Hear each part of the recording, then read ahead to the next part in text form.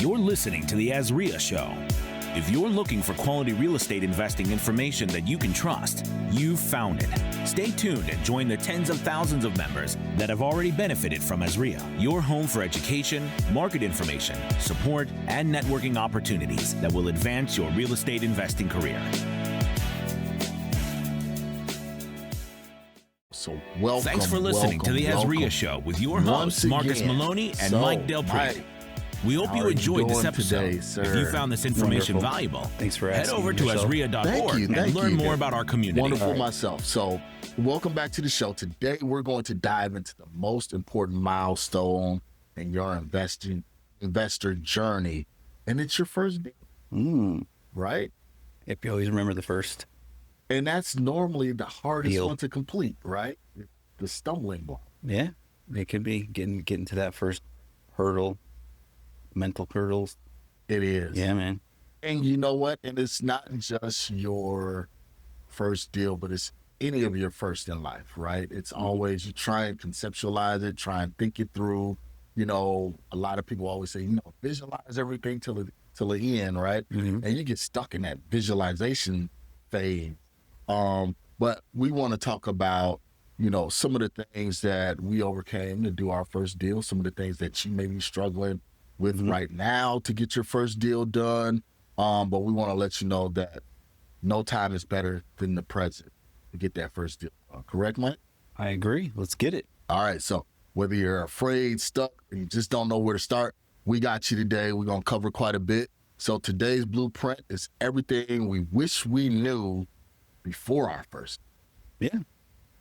How should we start? So, to kind of talk about the mental side of it, right, Mike? Because, I think that is always the biggest challenge. It's not the physical aspect of doing it, but it's having that mind's eye to see process all the way through mentally.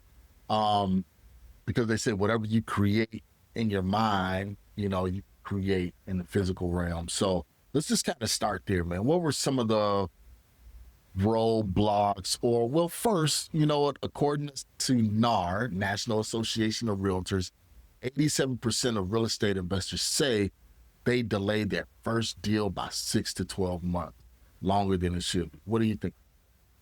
I think a lot of people, being here at AZREIA and seeing new people come through the doors, I believe it 100%. It's not the business, it's not the strategy, it's not the market, it's the mindset, right? It's just you in your own way. We just see it too much. Yep. That's why we're doing this podcast, because we always want to let you know. So if you are in the newer stages, it's you. So, man, there's so much to cover on that. I had a story I wanted to tell, and I just lost that thought. Well, why you think about that story? Shoot, I had 3 of them I wanted to tell you, man. What I do want to tell people, and one of the things that I faced started getting my first deal, is the fear side of it is normal, right? Because you're doing something different. It's normal to be afraid. It's normal to be afraid, have that fear of failure, to have that analysis paralysis.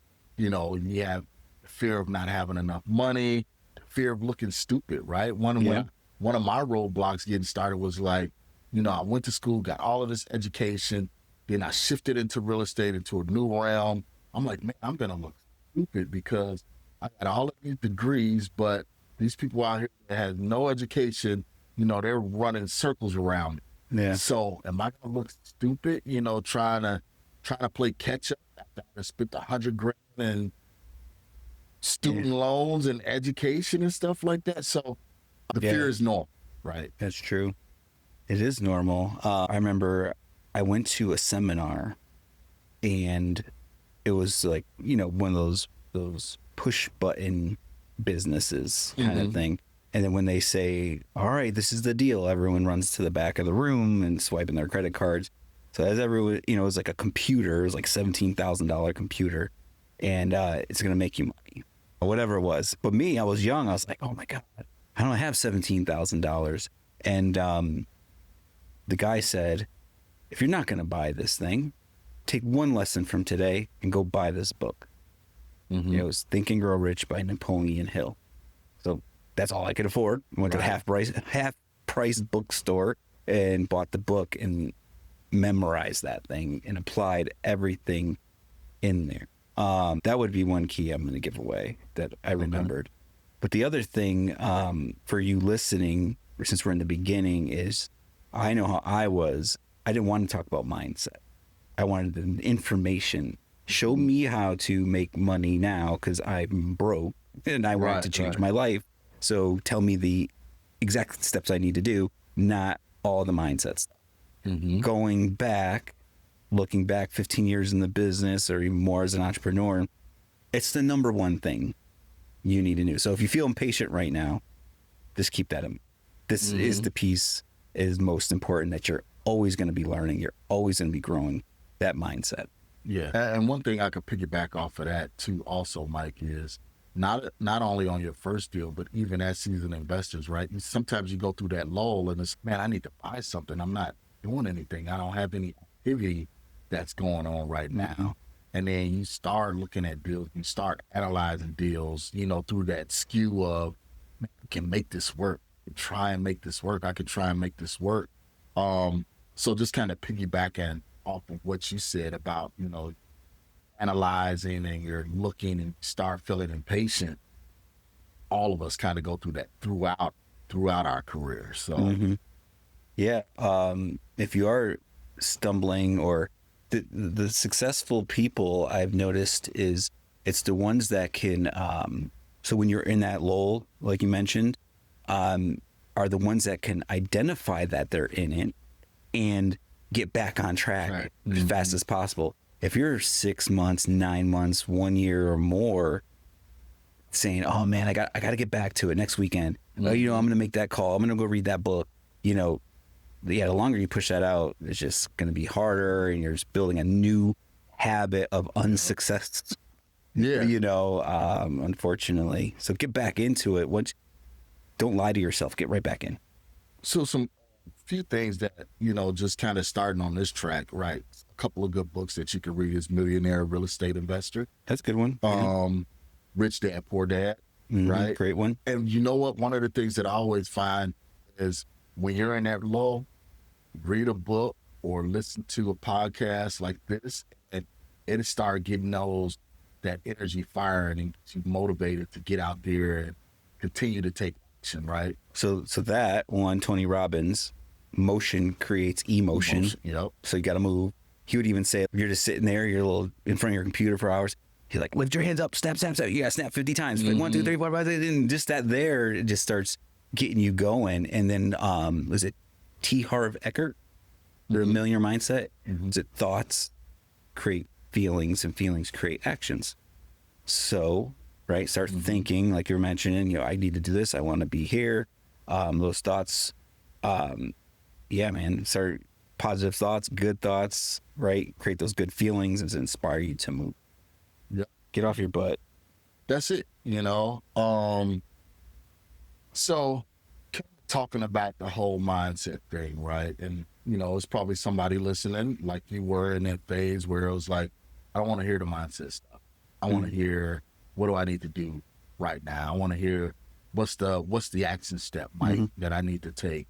Or Marcus, what do I need to do right now in my situation? So there are dozens of ways to do your first deal, but only one fits your strengths, right? So what do you think, what are some of the ways that people can get out there to get that first deal?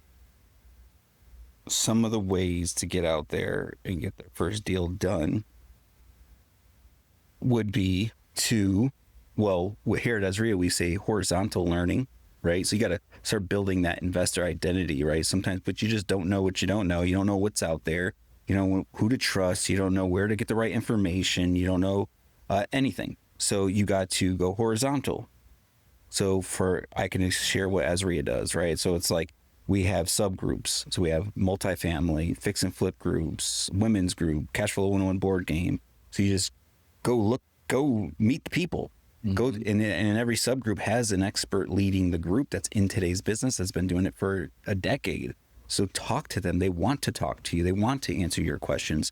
So I would say first, go see what's out there.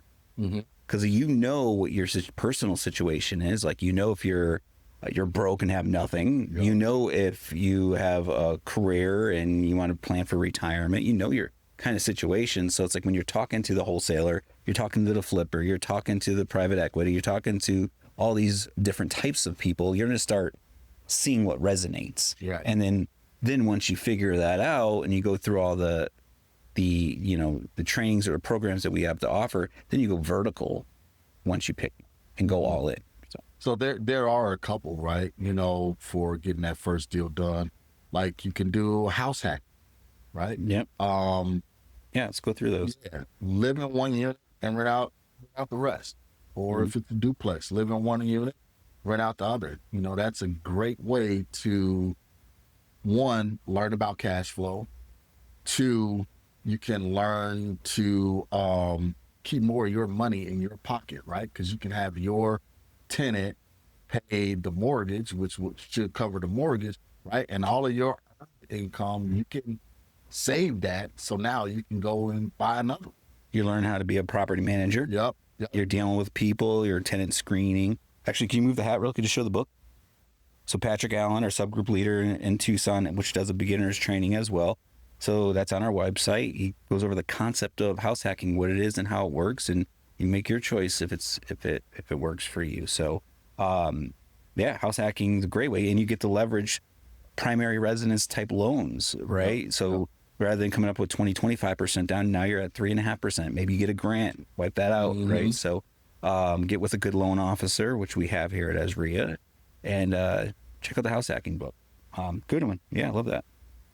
Wholesaling. Tell us about wholesaling. Wholesaling, that's when you may have watched the TV commercials, the TikTok ads, no money, no credit, kind of thing, make $5,000, $10,000 checks quickly, right? So it's all true, it's all real. It's basically you're controlling properties with a contract. So you get a property under contract for $200,000, and then once you bring that's your value you bring to the marketplace. You have a contract with a homeowner at $200,000, and then you got to do your analysis properly. You got to get the right education. But then the cash buyer that's actually going to buy the house, like you would say, hey, I'll let you buy this contract from me for a $10,000 fee or $210,000. That end buyer, the fix and flipper, the landlord comes up with the $210, brings it to the title company. $200 goes to the owner, $10 goes to you. So you technically didn't use your money to buy the house. You didn't get a loan. You didn't use your credit. You didn't do anything. You leveraged the power of controlling a property with a piece of paper. And you just do it over and over again. So we have plenty of trainings. Marcus and he's been teaching that here for years. So what else you got? Buy and hold small multifamily or single family houses, rent for cash flow, right? Yep. Let's just say if you're in a good position, and what we always say is you want to try and be bankable at all times, right? Let's just say if you have a moderate job making $50,000, $60,000, right, and you're currently renting, you can always, or if you own your home, you can always say, hey, I want to find another house that I can start to rent out, start to create that passive income, and start bringing that money and that cash flow in. Now, you have to be in a better position than if you was as a wholesaler, just getting started with no money, no credit. But if you have stable income, you're bankable, decent credit, you can start with buy and hold, with small multifamilies or single family homes. That is the real way to wealth, is by owning assets, and letting those assets pay for your lifestyle versus always going out trying to hustle up money to make a check. Not to say that you don't enjoy your life, your job, your career, because there's many people that enjoy their careers but still have a small portfolio of rentals just to offset. They may use that money. Hey, every year I want to go on a good vacation. It may cost me $5,000-$6,000 to go on a vacation instead of me taking that out of my earned income, right? It's coming out of the rental. Yeah. Yeah. That's huge. No, okay. Come play Cash Flow 101 or go out and buy the game. Go to meetup.com, look someone in your city or town, play the game. They'll show you the power of owning rental property. Yeah, I mean, offset appreciation, quite a few other benefits besides just the cash flow itself. So another one is BRRRR strategy, right? Mm-hmm. I rehab. I'm not going to help. I know, right? It's been a minute. Come on, man. Renovate, rent, and refinance. Did I miss one? And repeat. And repeat. Okay. All right, Marcus. Yeah, no, that's a good one, man. You know, what I'd like to say about that, the BRRRR method, it's a buzzword, right? It's something, it's just a strategy. It's always been around, but it makes sense. But it doesn't always make sense. So the reason I say that is it's not just for anybody. So a lot of people online may position it, get all your money back, right? The reason being is the goal here is you got to know what an ARV is, after repair value, because you got to run your numbers, because it's going to get appraised.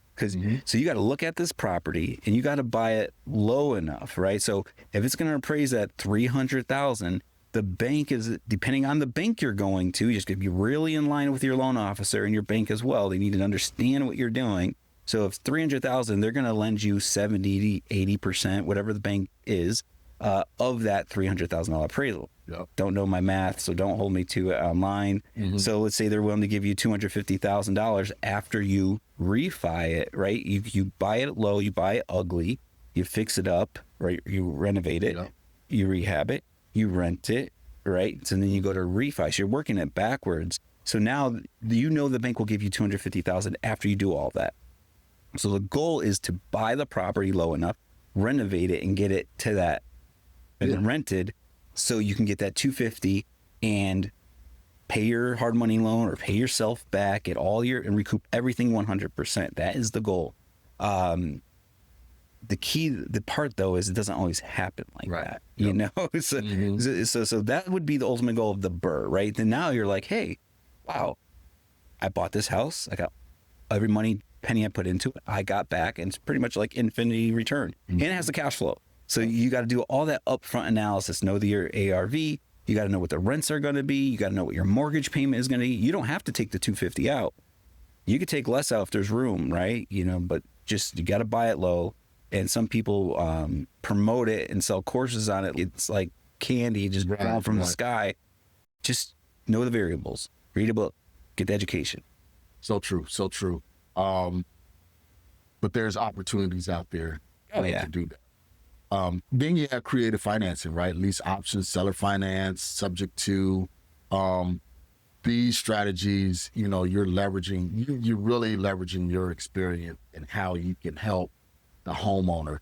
That's one of the ways that I really look at creative finance, and not so much for me as the investor, right? I'm going to get the benefit, but how can I present something creative where it can help, you know, a tenant buyer, or, you know, help a homeowner get out of a situation, you know, when it comes to subject to, you know, if they're going through pre-foreclosure, or if they need to move right away, right? And they can't sell that home, or they may be a little bit upside down, you know, on a note or whatever. You're positioning that as, how can I help this seller? Yet it benefits me on the back. So, well, speaking of that, so yes, all the examples Marcus gave were, you can leverage these tools to enter the deal and help the homeowner and stuff, and make it beneficial to your deal, right? But remember, you could also take all these on the exit of all the deal. You could take some of these on that. You could lease option it on the entrance, and you could lease option it on the exit. You could, you know, there's so many ways you can do both and use them in the same deal. So, and one of the things that we always like to say is, like Mike said, you know, get the horizontal learning down pat, right? And then once you understand what your goal is and what strategy or what niche you want to get into, then you do that vertical learning and really start sinking in and learning concepts, the strategies and everything like that. Seriously about making sure that you can convert some of these deals. And you can go to AZREIA.org/ESA. We have what's called the entrepreneurial assessment. This way here, basically the goal of these 25 questions, it's free. It just allows you to determine, should I be a passive investor or active? Do you have the time, money, and resources to be flipping houses and wholesaling? Or should you be a landlord or a lender or something like that? So check that out. It'll help your education path go down the right way. We're here to help. So And just remember, we're in a great market, right? Yeah. Phoenix, Tucson, Flagstaff are all strong rental markets, due to the job growth and population inflow. And yeah, Maricopa County was the fastest growing county in the U.S., in 2023. Yeah, and it's still up. Still, top 5. And when you're buying rentals or you're flipping houses, job growth and population growth are your key indicators of a good market. So even if it seems high today or it seems hard to buy in Phoenix right now, we're a great place to live. So think 10 years. If you're a landlord, you're not thinking about tomorrow, right? Yes, you want a cash flow, you want to buy it right, but 10 years, 15 years down the road, that's what these assets are for. You're going to be fine. Yeah. So Mike, what was your first strategy? Well, it was wholesaling. Okay. Because I didn't know anything. I was broke and didn't know nothing, and I wanted to quit my job and I wanted something better out of life. When you're sitting at your job and you're sitting there and you're like, I know I deserve better, or my family deserves better. I want better. It was just like, what do you do?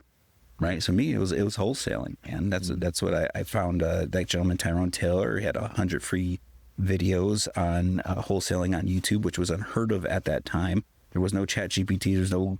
There was Google and stuff like that, but there wasn't this unlimited source of information. You had to pay for the information. You had to pay $5,000 for the wholesale course, $10,000. Even though they're still out there, but you can figure it out now without that. But he was the only person doing that, so I watched all the videos and applied them. Would you do everything the same way all over, or would you pick a different strategy? Great question. It's one of those things, like, I don't regret nothing, because it made me who I am today, right? So it's like being a wholesaler, that showed me how to think and be creative in so many different ways. Like, in order to be a good wholesaler, you got to understand a fix and flipper. You got to understand a wholesaler, or a landlord, and all these different landlord strategies and these flip strategies. So it made me a better investor. It made me more well-rounded. So I can't beat that. But at the end of the day, not everybody wants to do that or be that person. Because especially there's more people what happens here is people come and say, hey, I want to wholesale.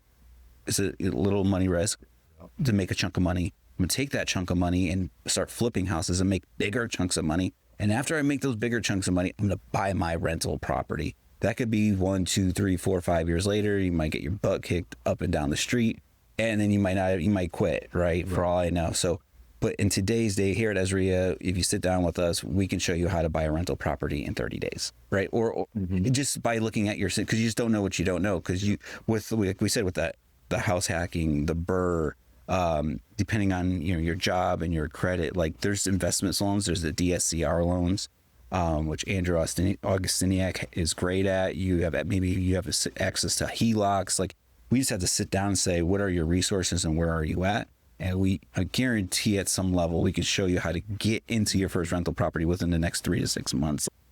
So why go through all those bumps and bruises and learning 2 different strategies when all you wanted to do was a rental property? Right. That self-assessment is I would key, right?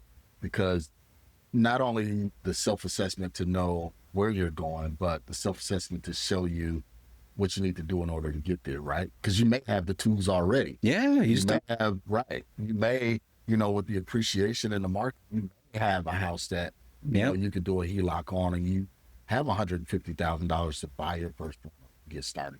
So, and then you're like, the next question, because we know, is, okay, I just spent my 20, 30, 40, 100 grand on my down payment. Now, how do I buy more? Well, that's what we'll show you how to raise money. That's when Marcus mentioned all those creative strategies. That's where the education comes in to continue doing this. And you're not done after that first deal or that first down payment or whatever you might be doing. So, There's a lot of people hit that roadblock, right? They get that first one done, and then it's, okay, now I got to sit on the sideline until I can regenerate some income to buy another or to or something. And if that's what you want to do, great. Yeah. You don't have to have 100 houses. Another thing that it throws people off too is when you watch the big players online and stuff like that, or even to say the Robert Kiyosaki's and the Grant Cardones, these guys build businesses, right? They build in a different genre, right? Or a different industry, and they made chunks of money and they parked it in real estate. Chunks of money, parked it in real estate. And all of a sudden 5-10 years goes by and they're like, I got a lot of properties, and that's a lot of depreciation. It's helped me on my other business. That's a lot of cash flow, whatever all it is. Where sometimes not all of us, my experience, didn't have that. Right. You know what I mean? It was like you're trying to change your life. So the door knocking and the wholesaling, some people don't even ever experience that. So that's like another way of looking at it. So if you're a business owner, you got an air conditioner company, you don't have to learn how to flip a house or wholesale a house. Like you could just start buying property. So true. What about you? Where do you want to take that? You want to you know, my first strategy actually was a little different, right? It was, I don't want to say third, but I bought a HUD home and really did kind of like a live-in flip to rent, right? So bought the home. Sounds like it was all an accident. It was. Okay, tell us more. Right. That's how it happens, though, right? Bought the home right before I moved out here, 15 years ago or whatever. Thought I was going to stay in the Midwest. Bought the home for a little bit of nothing, fixed it up because it was going to be the family home. And then opportunity came out. I was like, oh, you know what? I can rent this place out. And rented it out, and that rent from that place was covering my rent here in Arizona at the time. Huge. So then I was like, wow, you know what? I'm not paying for, how many more times can I do this, right? So then I kind of moved into wholesaling, made the chunks of money, buy more properties to rent. That way I could slow down on the wholesaling because now I got more passive income. So that was kind of how that happened. Well, that's common though. That's accidental landlord, what we would say, right? There's a lot to learn there, right? And that also goes to show, going back to mindset, you got to be in it. You gotta give it a shot, because if you didn't give it a shot, you want to add that experience, right? So you got to do it. And I think with real estate investing, with most things in life, you just figure it out. You're not gonna have everything teed up exactly the way it's gonna be, right? Because everybody kind of write down their goals. Hey, I'm gonna do this by the time I'm 25. I'm gonna do this by the time I'm 30. This by the time I'm 35. A lot of people do that, but how often does that blueprint actually work? Yeah. Good luck. Yeah. Good luck, right? And if you have a blueprint, just putting it out there, right? I do 30-minute discovery calls, breakthrough sessions is what we call them. So if you reach out and you got a business plan already written at some form, you want to run it by me, just give us a call. I'll get you on my schedule. No charge. I'll check it out, and I'll just kind of let you know what I think. Cool.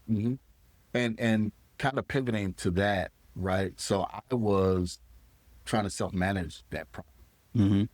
And then I had built up, quite a few of them. Now still trying to self-manage, back in Illinois from here in Arizona, and I couldn't do it. So I had to build a team, right? So that's when I started working with agents to find more properties. And then I had to work with a property manager to manage those properties. So what are some of the team members, that you kind of use also, Mike? Well, fundamentally, yes. So for rentals or flips, you want investor-friendly type service providers, right? Because this always came from accounting, right? So if you had H&R Block, that's not going to cut it. They're not going to know how the tax code could benefit you as a business owner. So you want an accountant that services a lot of real estate investors and knows that the tax code for entrepreneurs and real estate investors or investors themselves. Because if they're doing all that research, they're trying to know every benefit they can get from the tax code. So they're going to pass that knowledge on to you. So that goes for real estate agents, right? Just every, so going back to the service providers, you're going to want real estate agents, property managers, contractors that have subs, or, you want your electricians, your plumbers, right? So, your attorneys, right, there's landlord attorneys, there's business entity attorneys, like we have Zona Law for if you need anything for evictions, they're there for you. If you want like LLCs and stuff, and business entity estate planning, we have Focus Law. So you want title companies, investor friendly once again, because if you're doing wholesaling, double closing, or most importantly, I would even say outside of that, they're hairy deals. So we're always looking for problems and sellers that like have judgments, liens, 10 brothers and sisters all fighting, right? So there's a lot of hurdles to get these deals done, especially those are the deals you make money on, right? So you got to learn that first, right? You got to learn how to find off-market properties. So, but the title company that understands you, they know how to clear those liens and clear those judgments. But if you go to a cookie cutter title company where they just want to do those quick, agent to agent MLS deals, they don't have the patience for that, or they're just trying to do volume of sales. So Great American Titles are preferred, Janet, Mo, and Maria. So those are some. So yeah, so true.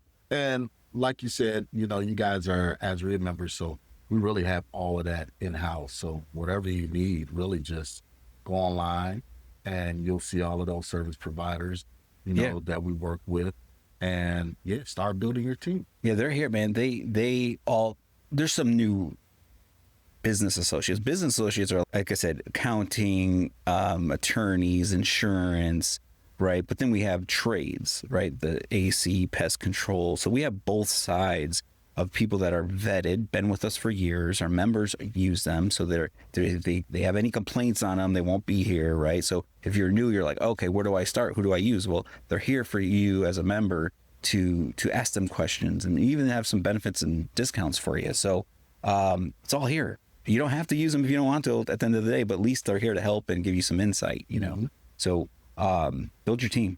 It's important. Yeah. So, and start having those conversations now, right? Even though you don't have a property or you trying to secure that first deal, start building those relationships now. Right? Yeah. Because I know when I went into my sub market or when I went to my virtual market, that's one of the things that I started doing. Before I even started doing, my flips in the virtual market, I was like, contacted my attorney that would help me with all of my acquisitions when I was buying rentals, and I was like, hey, I need a good contractor. I'm looking into moving into doing fix and flips virtually. I need somebody that I trust, somebody that's reputable, somebody that has technology skills, so we can Zoom chat, everything like that. You refer me something. There you go. Right, and then from there, that contractor referred me a good agent on the sales side for the deals. Hey man, you want to use this person, I did, quite a few flips with them. They moved deals quick, yada, yada, yada. So then I just started building my team, and then I met with all of them. Yeah. So that's very, very key, right? If you're in a network of real estate investors, just people who they use for certain. A good start too. Yeah. Yep. And at our monthly meeting, second Monday of the month, we do our trade show part of the monthly meeting. So majority of our business associates are there. Mm-hmm. So you get to meet them personally and ask them questions as well as you meeting the other members. So, and then don't forget, right? I know you want to build that portfolio. You want to get things done, or you want to, do multiple flips and everything like that. You can't get to deal 10 without doing deal 1. It's true. Right? That's true. So you got to start somewhere. Don't be embarrassed to get started. Don't be embarrassed to to ask those crazy questions that you don't know, but you feel that everybody else in the room knows. It's okay. We all been there. We have. Yep, we have. So when you're starting out with your first deal. Almost had some dead air there, Marcus. When you're starting out with that first deal, what are some of the things that you need to know, right? Outside, doing an entrepreneurial assessment, and you say, okay, I want to fix and flip, right? There's some things that you need to know. Yeah. And this is when you become a master of your market, right? You need to know what zip code. Yeah. You need to know how long properties sit on the market. And I'm speaking from a flipper perspective, right? You need to know how long properties sit on the market, right? You want to see, so you got to know the days on market. You need to know what the competition is like. Right. So if you're doing fix and flips and then there's a builder building a whole subdivision, right, that they're providing, hey, we'll give you incentives. Yeah, incentives, bonuses, incentives on financing. You gotta know that stuff as well. And you really want to nail down what strategy you want to use, right? So I know we're kind of beating a dead horse on that, but you have to know what area you want to go in. And you can only know that by knowing what your end goals, right? So Stephen Covey, 7 Habits, begin with the end in mind, right? So know what that end, what you believe you want that end to look like, and then reverse engineer it and working with it. So if you say, hey, you know what, I don't want to do all of this active income. I don't want to do fix and flips and all that. I just want $30,000 worth of passive income coming in every month. It's doing fix and flips going to get you there. Mm-hmm. No, rental side of it will get you there. So you need to look at buying two units, duplexes, fourplexes, single family homes, things like that. Now you may take on a flip because it's an opportunity, but it's not really your business plan and your structure. So you got to identify, what kind of deals you're going out there looking. So that goes into building your investor identity. Yep. So starting that in mind, you know where you want to try to achieve. Kind of recapping, you're going to get the right mindset.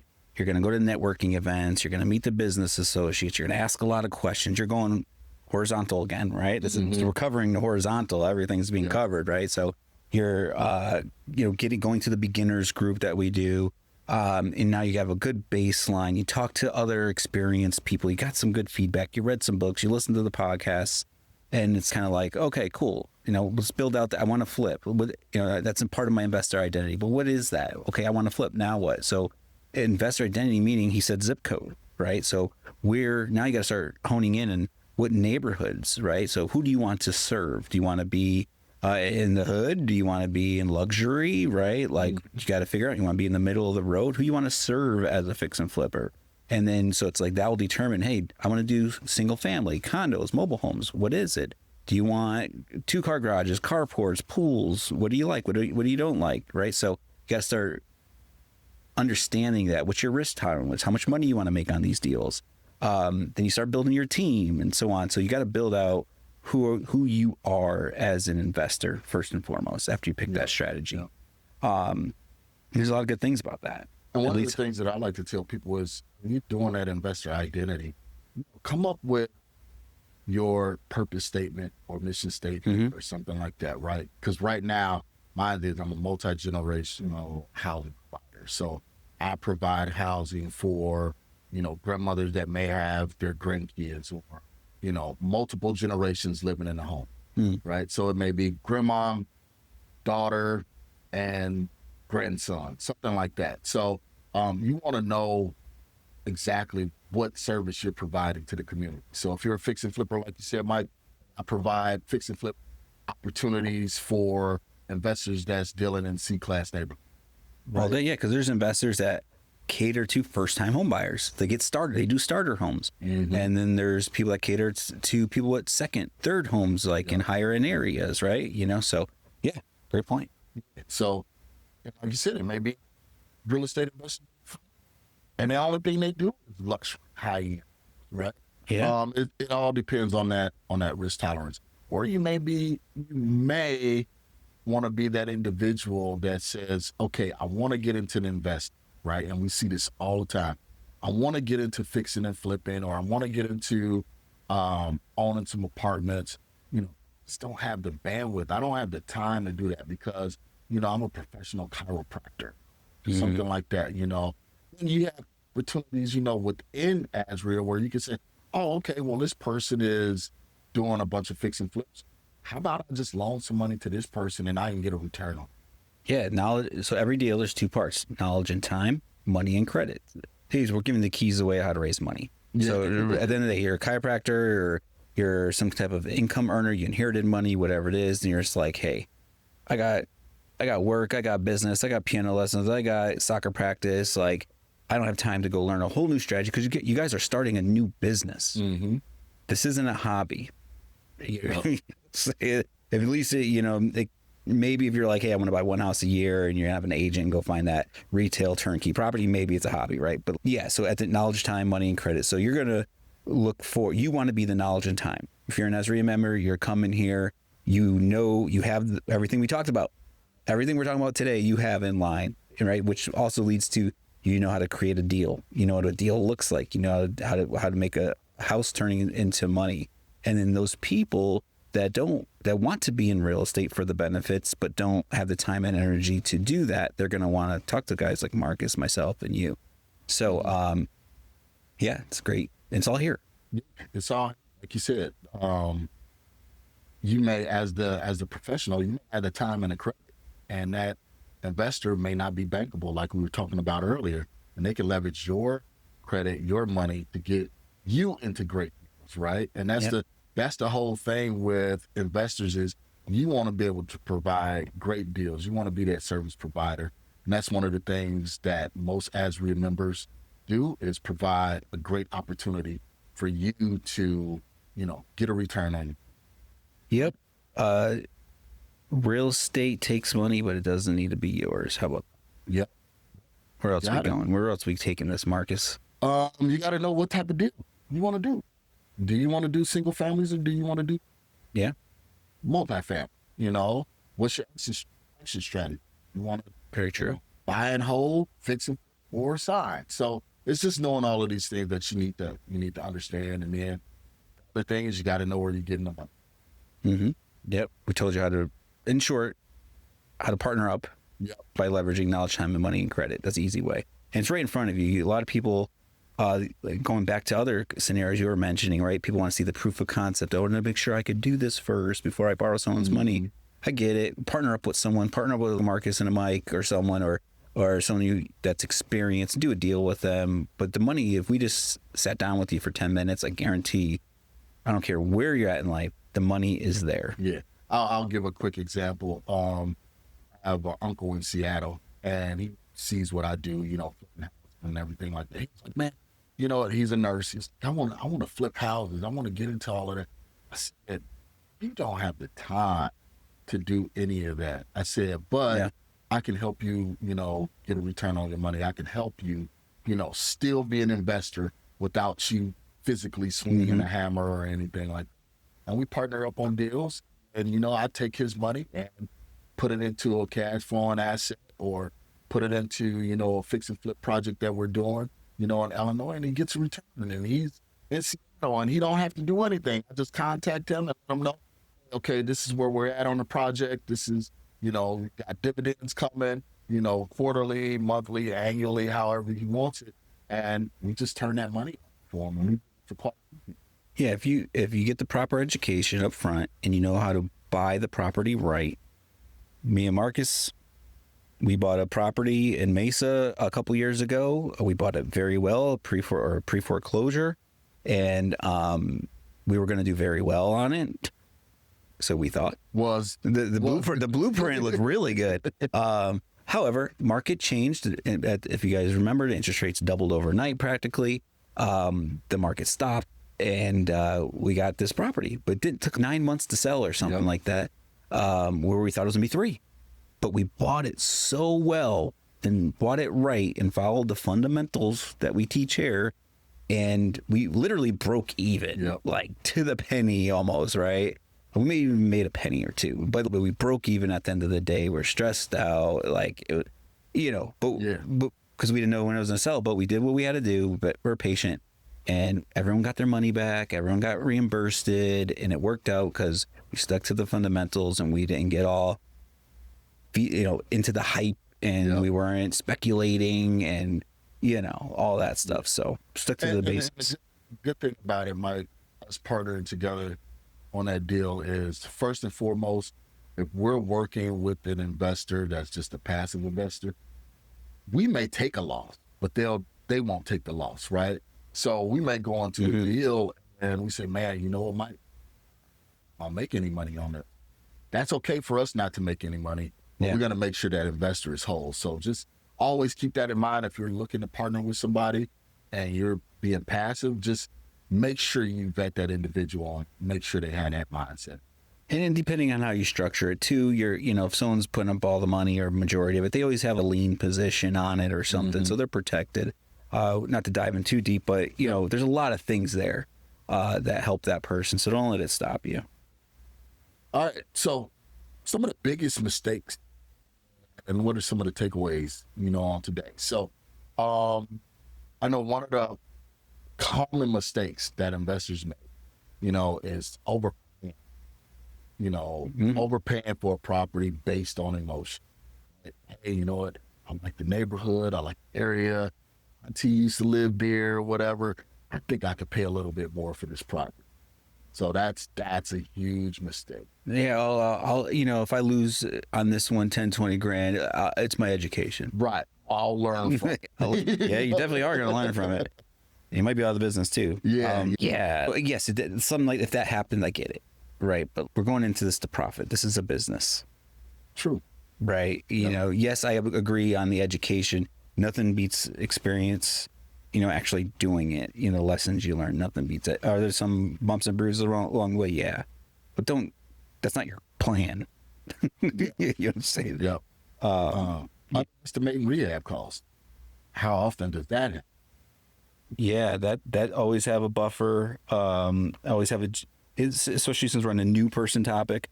I've seen people buy houses back to the partially part of the emotion thing. I haven't got a deal yet. I just got to give it a shot. So licensed contractor, let them take on the responsibility. Get a good one, get referrals, check the ROC, whatever it is. And don't even dive into heavy rehabs on your first deal. Do cosmetic. Don't get over your head. Get some reps in. Mm-hmm. 4 tenant screening. That's big, heavy. A lot of people, again, go towards that emotion, right? You have your tenant screening process, and then that tenant may give you a good song and a dance. You know what? I'm gonna give this person a shot. Yeah. Yep. What we use here, we have Rent Perfect. It's 99 cents to start an account. If you're a member, $50 if you're not. He does background checks, and I like the portal because you can access their leases. You could have your, it's $44 to do a screening, but you pass that on to the applicant. They pay that. You get the results of the background check. You make the decision as if they're a good tenant or not. And then, they make the payment and you can submit your lease through all there. It's really organized. So yeah. And also going to the poor tenant screening, there's a stereotype around Section 8, right? It had an old stigma around it, but it's, I have Section 8. They're great tenants. It all comes back to you and screening and treating it like the situation like a normal tenant. So don't be afraid of Section 8, but you just got to screen your tenants. Because this is a business and they're your partner. Yeah. That's what I tell people. When you have a tenant, they're your partner and you're their partner, right? Because you want to make sure you provide the service to where they want to stay in your unit, and they want to make sure that they're paying so you don't evict. So your partner is going in. And hey, sometimes partnerships go bad. Yep. Right? Yeah, people slip through the cracks. Part of the business. That's why you're prepared. That's why you're educated. That's why you have reserves. Just it is what it is. Mm-hmm. So let's do your best. Skipping inspections. And I know this was big, pre-COVID and post-COVID mostly. A lot of people were and this is for newer individuals, right? If you're savvy, and you've been doing, tons of flips or whatever, you can go in, you can eyeball a job and know, what needs to be done. But if you're newer, don't go in and just say, okay, well, I'm just going to waive all inspections, go hard on earnest money and everything like that. You don't have Yeah. Going back to when you're first getting your deal, something light on rehab, having a professional licensed person do the renovations. Also going back, getting a home inspection. A home inspector is going to tell you, you're going to look at the report when you're brand new and be like, oh my God, what are all these red marks, right? But no, they're just telling you every tiny little thing. That doesn't mean you got to back out of the deal, but you're looking for the major things. They're going to point out things you never would have noticed. It's going to be a great learning experience as to how you look at a house. So I would also get an inspection period with a home inspection, especially if you're going through MLS. If you could find a deal on there, you can do that. Just comment. Yeah. And even if you go off market to direct to the owner, right? You have the control to put these terms in place, long inspection period and the time to buy the house. So the only problem you're going to bump into that is with a wholesaler. Yeah. Non-refundable, no inspection. So, eventually you'll get there. All right. So, Mike, let's go over some action steps, right? Because I know we talked about quite a bit And we did it. You guys should have been taking notes if you haven't done a deal yet, because we gave a lot away just in this podcast.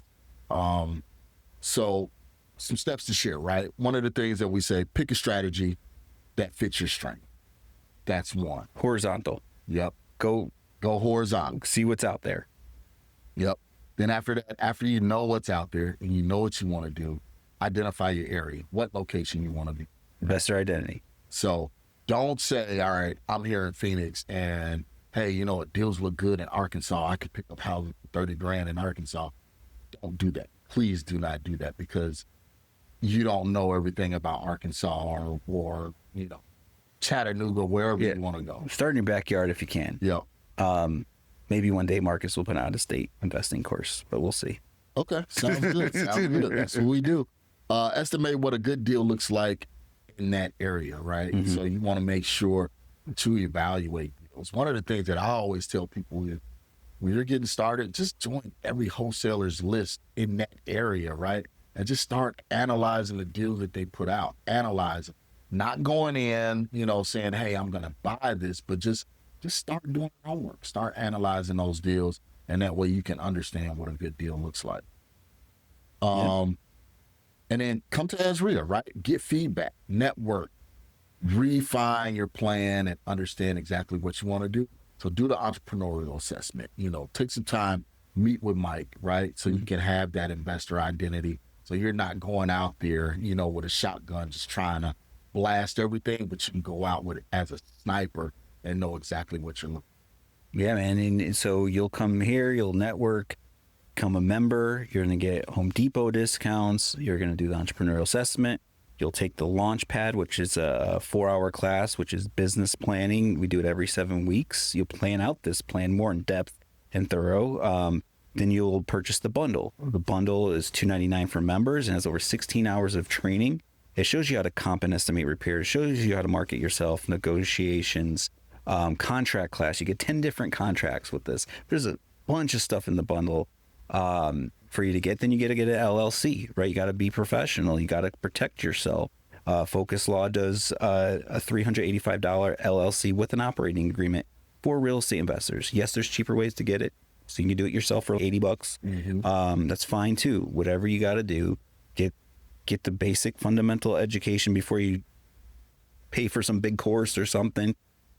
Do the fundamentals is what we offer. Get the baseline, get the foundation, get your entity set up, pick your strategy, create your investor identity, and take action and put it in action.